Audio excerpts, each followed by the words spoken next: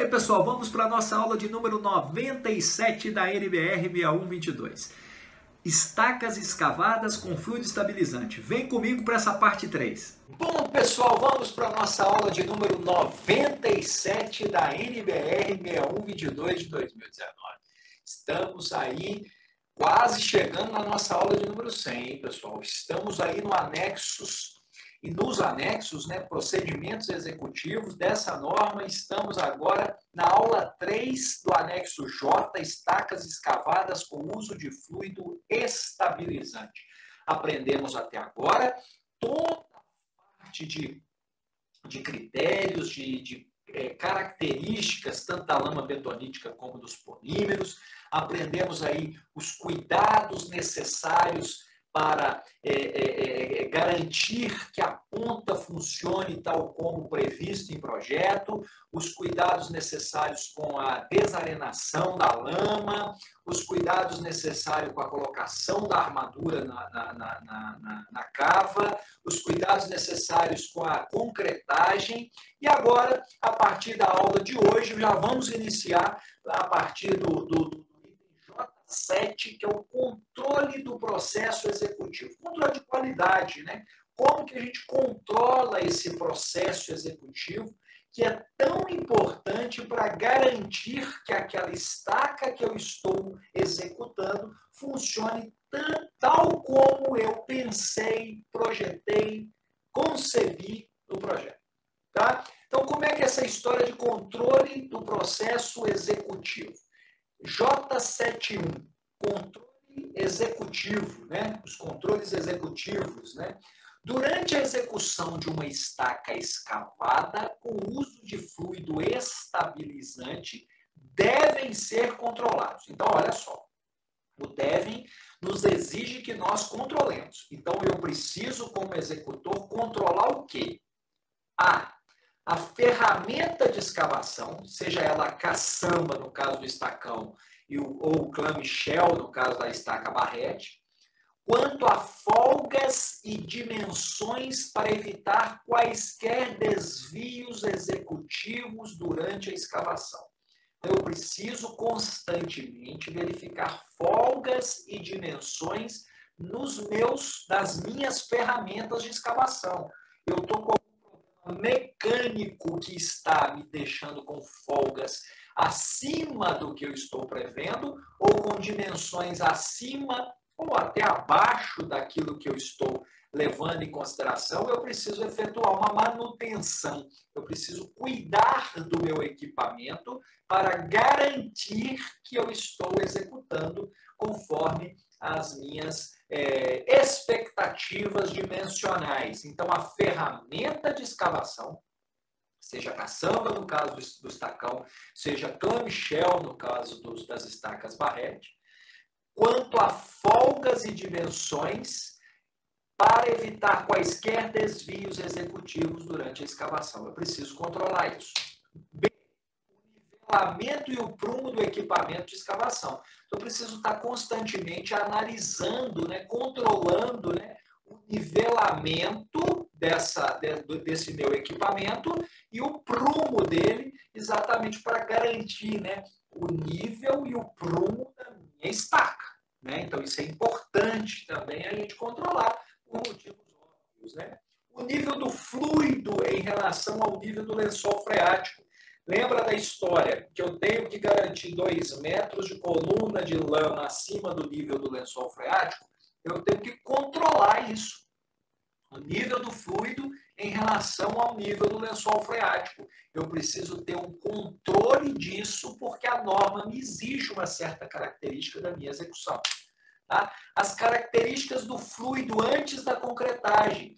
A norma me especifica esse fluido e me fala que eu tenho que fazer 4 ensaios lá. O teor de areia, a viscosidade, o pH, a densidade. Eu preciso analisar isso. Então, eu tenho que analisar essas características antes de concretar. Então, antes de concretar, o meu fluido tem que apresentar características compatíveis com a norma. Então, eu preciso controlar necessariamente as características do fluido antes da concretagem. As características do concreto também, exatamente, eu vou ter lá, a gente ainda não falou dessas características do concreto, né? Necessárias. Né? O slump, eu preciso analisar exatamente as informações a respeito deste concreto e estejam conforme a norma para que eu possa realizar essa concretagem, ok? Alerta, atenção, isso aqui é importante, né? Já falamos isso em outras estacas, né? Pelo menos 1% das estacas e no mínimo uma por obra deve ser exposta abaixo da cota de arrasamento e, se possível, né, dependendo da profundidade, né, até o nível d'água, nível do lençol freático, para verificação da sua integridade e qualidade do fuste. Então, eu, pelo menos em uma estaca, 1% das estacas da obra, se esse 1% é menor que uma, eu tenho que ter pelo menos uma. Né? Eu tenho que expor essa estaca abaixo da cota de arrasamento para eu verificar o fuste, a qualidade dele, a integridade dele e analisar se aquilo está condizente com o que eu estou esperando da qualidade de execução da obra. Importante, apesar da norma não exigir que eu registre essa verificação, é fundamental no controle de qualidade a evidência dessa verificação, com foto, com relato, com laudo, é importante, porque com isso eu tenho uma evidência que eu cumpri um item de norma. Isso é muito importante e interessante na constatação, né, do controle de qualidade, mostrando que a gente está fazendo o negócio corretamente. E se surgir uma dúvida em algum momento, você tem como mostrar ali a prova que você seguiu a norma corretamente. J72, características do fluido estabilizante. Especificamente, características do fluido estabilizante. Para estabilização da escavação, pode-se utilizar lama bentonítica ou fluido polimérico, com função de densidade, viscosidade e reboco, que é o cake, né? É a tixotropia, né? Então, eu tenho uma função de densidade, viscosidade e reboco, né? Importante para esse meu fluido, seja ele lama bentonítica ou fluido polimérico, né? Eu tenho que respeitar. O fluido estabilizante, pessoal, é uma mistura formada pela adição de bentonita de perfuração. Essa argila, essa bentonita, é um padrão API 13A. API, gente, American Petroleum Institute. Então, é uma referência na norma API. Essa referência, ela precisa ser seguida porque a norma de fundações pede para que essa adição, essa bentonita de perfuração, atenda a esse critério. Então, isso é importante para você caracterizar a bentonita que você vai comprar, né? Ou aditivos poliméricos misturados em água com baixo teor de dureza.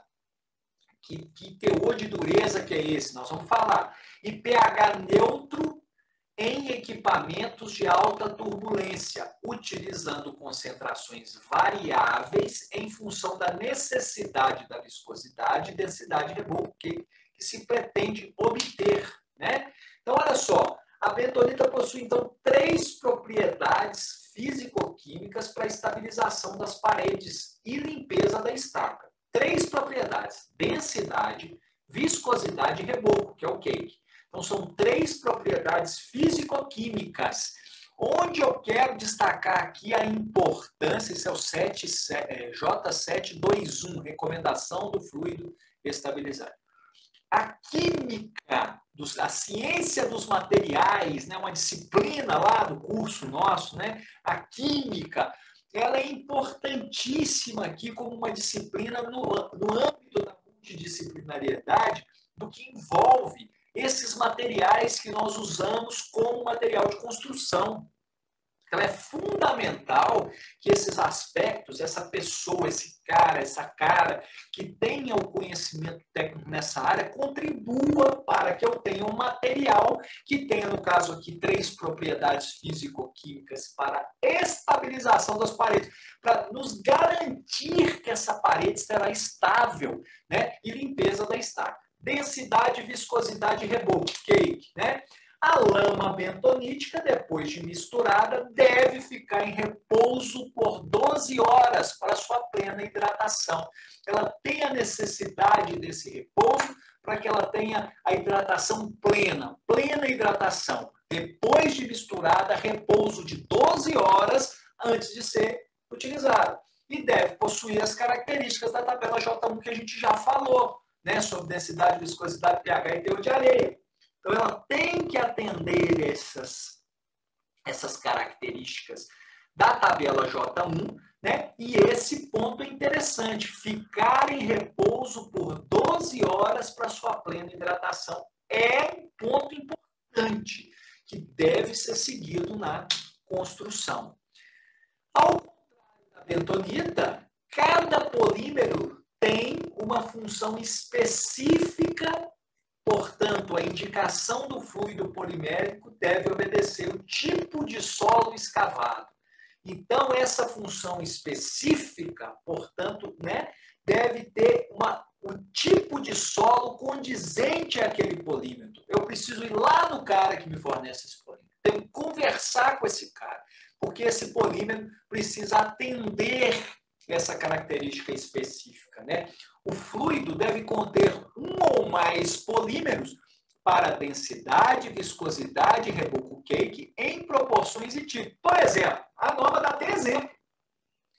PHPA, poliacrilamida, goma xantana, PAC, celulose polianiônica, CMC, carboximetilcelulose, que dependerão do tipo de solo perfurado. Eu tenho uma técnica para cada tipo de solo de perfuração, eu tenho polímeros condizentes, eu tenho uma química analisada e verificada especificamente para aquele tipo de solo. Então, não é essa história de comprar em prateleira, não. Eu preciso ter uma análise geológica, geotécnica, combinado com a físico-química do solo, onde eu defino um polímero condizente com aquele tipo de solo. Não é simples, tá? Não é simples. Eu preciso realmente, né, dessas características. E deve possuir as características, e qualquer desses polímeros deve possuir as características indicadas na tabela J2, no que tange a densidade, viscosidade, pH e teor de areia.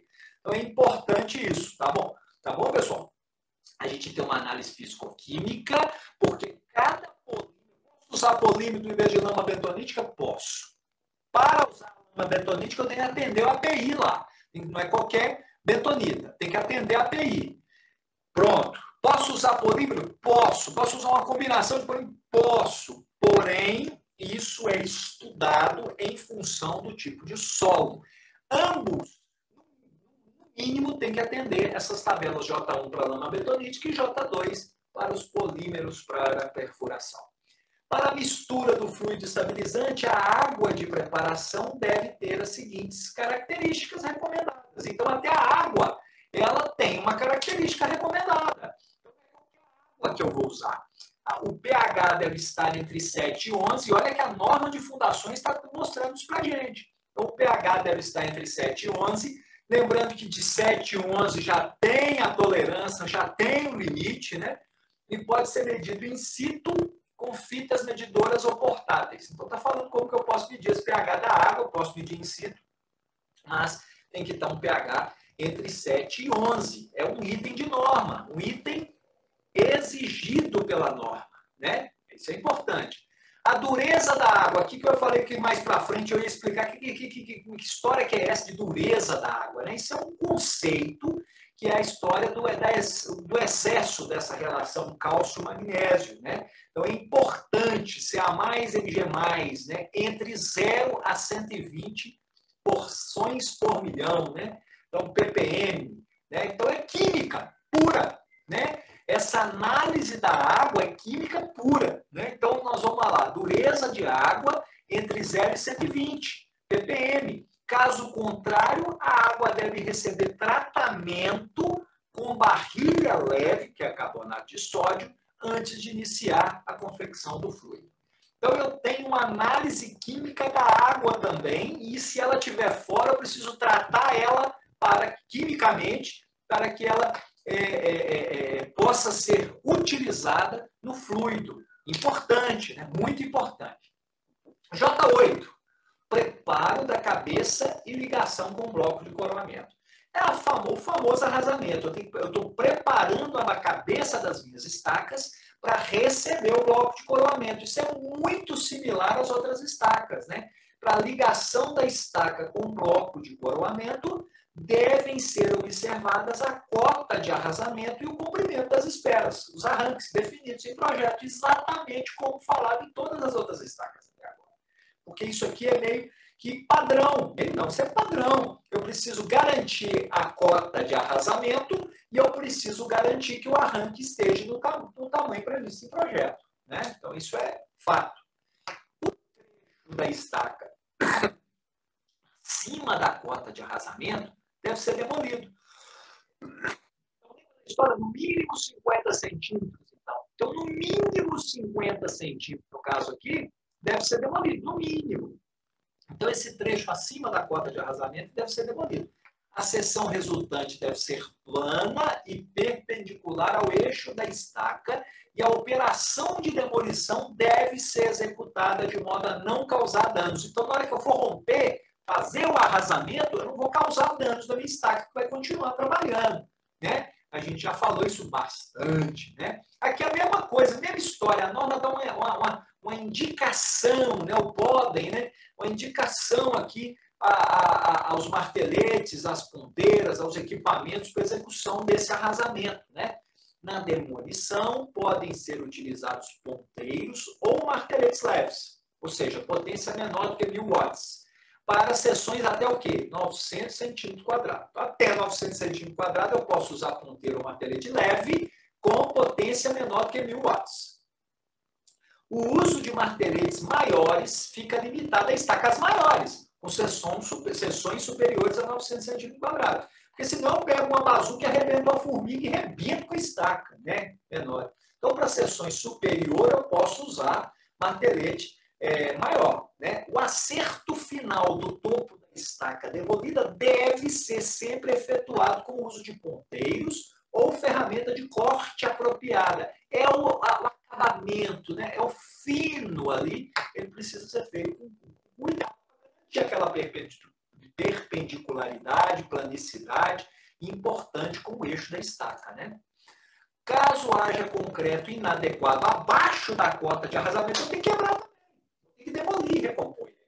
Né? Então, se eu até a cota de arrasamento, mas puxa vida, eu já estou vendo ali que eu tenho um concreto de baixa qualidade. Eu tenho que quebrar também e reconstituir aquilo. O material a ser utilizado nessa recomposição, nessa reconstituição da seção, deve apresentar resistência não inferior à do restante da estaca. Né? Isso é importante.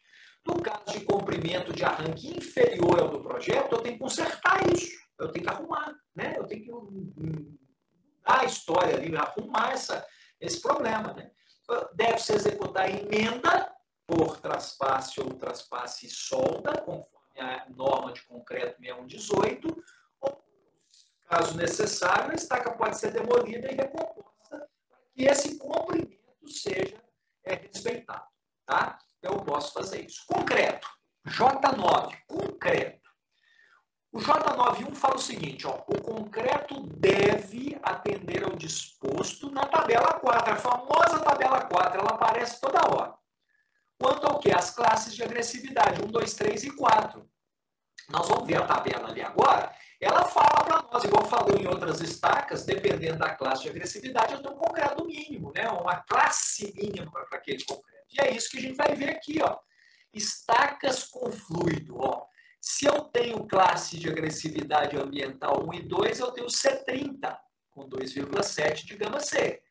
Já estacas cavadas com fluido, classe de agressividade 3 e 4, eu tenho C40, 3,6. Aqui é interessante, e aqui eu tenho um comprimento mínimo de 4 metros da armadura, nós vamos falar disso, né? Eu tenho a parte aqui do 0,4% que é para todo mundo, mas aqui o 4 metros, no mínimo 4 metros de armadura, né? Vocês veem aqui que o gama C muda, né? Ele é menos conservador do que o gama C das estacas escavadas sem fluido. Isso é interessante, né, pessoal? E você vê, apesar disso, para a classe de agressividade 1 e 2, o concreto é exigido um maior, né, uma classe de concreto maior do que a da estaca sem fluido. Então, eu tenho o C30 e o C40 aqui, no caso das estacas escavadas com fluido. Para o C30, né, abatimento entre 220 e 260 milímetros no S220. Então, olha só, o slump é muito alto, né? É um slump alto, eu tenho um concreto fluido, fluir ali, o alto adensável, né? Porque eu não estou vibrando esse concreto, não sei se vocês perceberam na sequência executiva, não tem vibração nesse concreto, não. Ele é alto adensável, ele tem um slump muito alto, para ele executar esse processo ascendente, expulsando a lama e preenchendo a cava, né? Diâmetro agregado entre 9,5 e 25 e teor de exudação inferior a 4%. Aqui é o interessante que a gente sempre fala, né?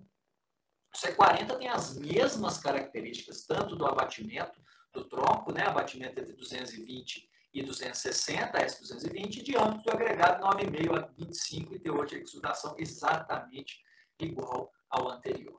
J92, recomendação para dosagem desses concretos. Então, eu tenho uma recomendação. Para o C30, e aí muda um pouco, né?